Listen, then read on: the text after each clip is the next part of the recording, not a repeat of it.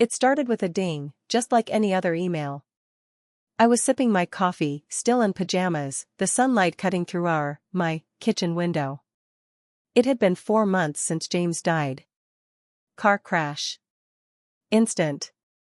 Closed casket. My world had imploded. But I was moving forward, or pretending to. The email was from his address. Subject: Don't sell the cabin. I stared, frozen. I hadn't told anyone I was considering it. No one but James. Before he died, we argued about it in whispers one night, tangled in sheets and dreams of the future. Now, this? I clicked. Emma, trust me. Go to the cabin. Start with the red tin. No signature. No sign of hacking. Just his voice in my head as I read the words. I thought I was losing my mind. But something told me not to ignore it. That night, I drove 3 hours north to the cabin we'd bought for our someday kids. It was dusty, cold, still soaked in his memory. I found the red tin in the pantry. Inside? A Polaroid of us on the dock, and a folded note in his handwriting: I'll always find a way back to you. Start here. Grief swelled, but so did something else, hope.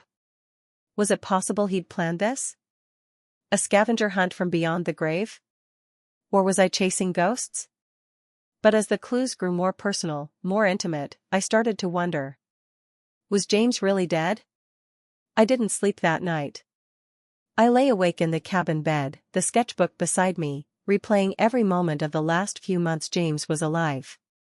The notebooks, the late nights, the way he looked at me with a strange kind of urgency, as if he was racing a clock I couldn't see.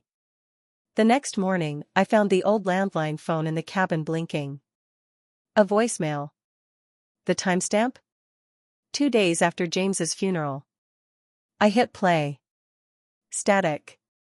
Then a crackling whisper: Emma. Trust no one. Even the ones closest to you. My breath caught. The voice was his. Shaky, but unmistakable. Tears welled up, but fear spread faster. Who was I supposed to be afraid of? I needed answers, so I drove into the nearest town. I stopped at the library, an old haunt of ours back in the early days. I remembered how James loved history, how he would dig through property records just for fun. I figured if he left clues, he'd hide them where I could eventually find them. He believed in signs more than people realized. The librarian, an older woman named Nancy, remembered me. When I told her I was looking for old blueprints of the land the cabin was built on, she nodded slowly. James came in for those months before. He was looking for something specific. Said he'd found something under the house. Under? I repeated. She hesitated. He was scared, Emma. Real scared. Told me if anything happened to him, you'd be the one to finish it. Finish what? Back at the cabin, I crawled beneath the floorboards. Dust. Dirt. Nails. Then, wooden planks that didn't match the rest. I pried them open. Beneath was a small metal box.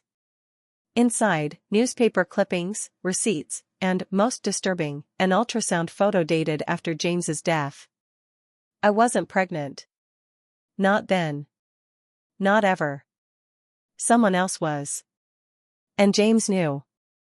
The ultrasound photo burned in my hand like it was on fire. I kept staring at the date, clear as day, circled in red ink. It was dated 6 weeks after James's accident. But how? Who was she? And why had James hidden this under our cabin? That night, I couldn't stop shaking. Every creak of the wooden floor, every gust of wind rattling the windows sent my heart into overdrive. I was unraveling. Was James trying to protect me from something, or from someone? Then came the knock at the door. 3 short raps. Hesitant. I froze, breath caught in my chest. No one knew I was here, at least, no one who should. When I opened the door, I wasn't ready to see her. Claire. My best friend since college. Her face was pale, her eyes red-rimmed. She stepped inside like she belonged, like we hadn't drifted apart in the months after James's funeral. Like she hadn't ghosted me entirely. "I need to tell you something," she whispered. Her hands trembled. "I didn't know how to tell you before. But I think James left me a message too." "What do you mean too?" I demanded. She reached into her bag and pulled out a sealed envelope. "He mailed this to me. The day he died. Postmarked that morning. Inside was a single line, 'Emma can't know. It's not safe.'" The room spun. My chest tightened. "You were pregnant, weren't you?" Claire's silence was all the confirmation I needed. "You said nothing," I choked out. "You said nothing at the funeral. You disappeared, because someone was following me. Still is. James knew. He thought he could keep us both safe if he staged the crash." "What?" My voice cracked. Claire grabbed my shoulders. "James isn't dead." I hadn't set foot in the cabin since James died. Now I was curled up on the worn couch beneath the blanket he used to pull over both of us on cold mornings. The air smelled like pine wood and something older, his cologne, maybe, clinging to the fibers of everything he touched. My heart was a kaleidoscope of emotions, longing, confusion, and a flicker of something I hadn't felt in months. Hope. James and I met during our final year of grad school. He was studying architecture, I was knee-deep in literature and theory. He always said I was the poet and he was the builder. We made sense, in a way logic couldn't explain. We built this cabin together, room by room, one winter break. No blueprints. Just instinct and laughter and whispered plans for a life far longer than what we got. But the months before the crash hadn't been perfect. He'd been distracted. Quiet. Some nights he wouldn't come to bed until the early hours, his laptop glowing in the dark. When I asked, he'd kiss my forehead and say, "Just finishing something important." I thought he was working on a secret anniversary gift or maybe a side project. Now I wasn't so sure. The next email came just after midnight. Subject: check the beams in the attic. I swallowed hard. This wasn't just grief. Someone, or something, was guiding me. I climbed the ladder, flashlight in hand, heart pounding. Hidden behind a loose beam was a small leather notebook. Inside, sketches of the cabin, and me. Pages and pages of me laughing, reading, sleeping. Drawings dated just days before the crash. Was he planning something? Or was he watching me now? Then I saw the last page. A note in James's unmistakable scrawl: "You need to know the truth before it finds you first." What truth? Who, or what, was coming? And how much did James know before he died? Just when I thought I had uncovered the full extent of Ethan's betrayal with my best friend, Tasha, a chilling discovery shattered everything again.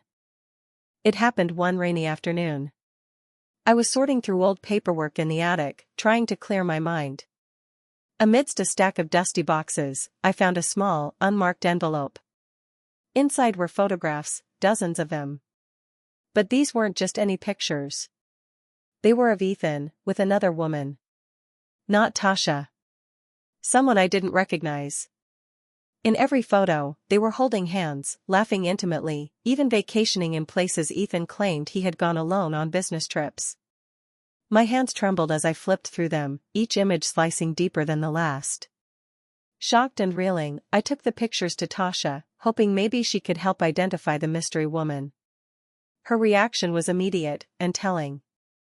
Her face went pale, and she stumbled backward. That's my sister," she whispered. "Jenna." My stomach dropped. Jenna? The sister she rarely talked about, the one who moved away years ago after a family fallout. Tasha confessed that she hadn't spoken to Jenna in years, until recently. Apparently, Jenna had reconnected with her out of the blue, saying she wanted to make amends. But now, it all made horrifying sense. Ethan wasn't just cheating with Tasha. He had been involved with her sister, Jenna, first. That's how he met Tasha. Jenna had introduced them. I felt the air leave my lungs. This wasn't just betrayal, it was layered manipulation. He had entangled himself with an entire family.